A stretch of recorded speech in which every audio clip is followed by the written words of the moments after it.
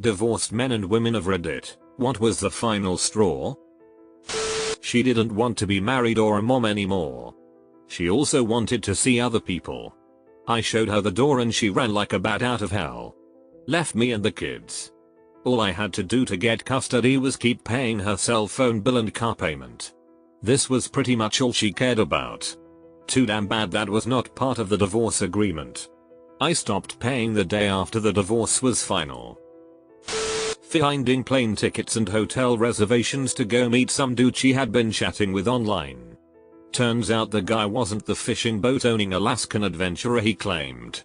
He turned out to be a part-time theater ticket taker for a movie theater. Living in his mom's basement. I was going to get yelled at no matter what I did the laundry.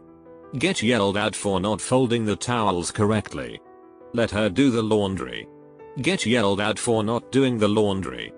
The final straw was I was sent to the grocery store for French cut green beans. They had French style green beans and cut style green beans.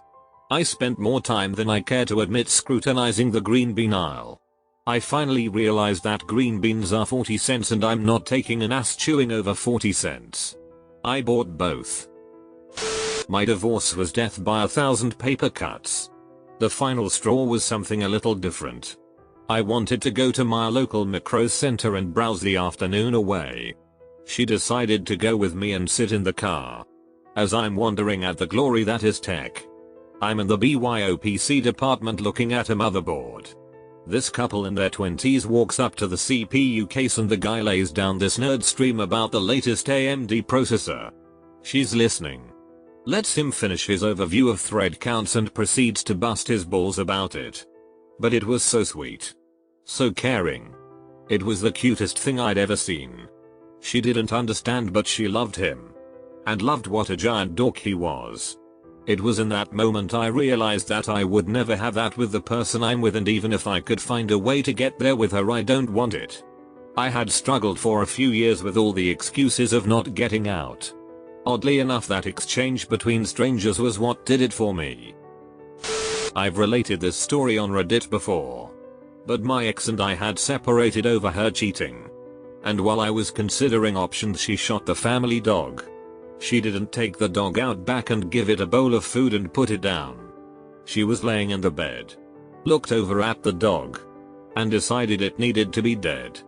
So she shot it right there in the bed next to her. After that she took everything she could out of the house. But left the blood-stained mattress. She was 3 months pregnant and I was 5 months out to sea. I caught her emailing him real estate listings. They were apparently shopping online for a house together. Convincing our children to drink their own urine. He decided to practice urine therapy and I was disgusted and started to prepare for divorce, but when he got the kids involved I immediately knew it was over. He got blind drunk at his birthday party and was trying to start fights. etc. So I got him home. Had the presence of mind to hide the car keys in the dryer. He wanted to go back out. So tore the whole house apart looking for them. Threatened me with a kitchen knife when I wouldn't give up their location. So yeah. Marriage. Good times. Lol. I was working night shift. She cheated on me with 5 men that she met on Tinder and ducking Craigslist. After I downloaded the contents of her phone I found she was talking to 18 and ducking 5. So yeah. Divorced. She threw my laptop on the floor. Which caused the screen to break. I took the laptop into the bedroom to inspect it. I brought it back out to show it to her. She accused me of breaking the screen. Wasn't the first thing of mine she broke. Nor the first time she made a ridiculous accusation. When she refused to go back to marriage counseling because he makes me feel wicked because I won't stop seeing the other guy. There's pretty much nothing left to say. When she came home high on coke and attacked me in front of our toddler. I was scared to call the cops because I'm American, and if cops get called to a domestic violence situation 9 times out of 10 the man gets arrested regardless of situation.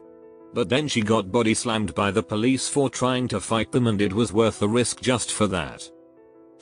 When my ex started threatening me and physically assaulting me in front of my kid. He also threatened to kill me if I left. And I believed him.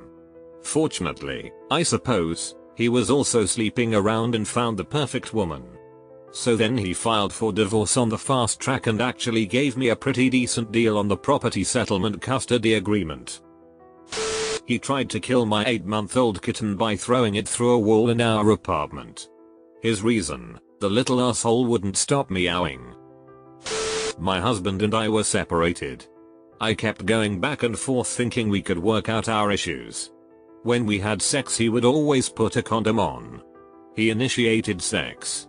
I realized he didn't put one on and he wouldn't stop after I asked him to. He finished and I was crying my eyes out. He kept talking about how our baby was now going to keep our family together. Thank God for plan B. I lost all love and respect I ever had for him that day.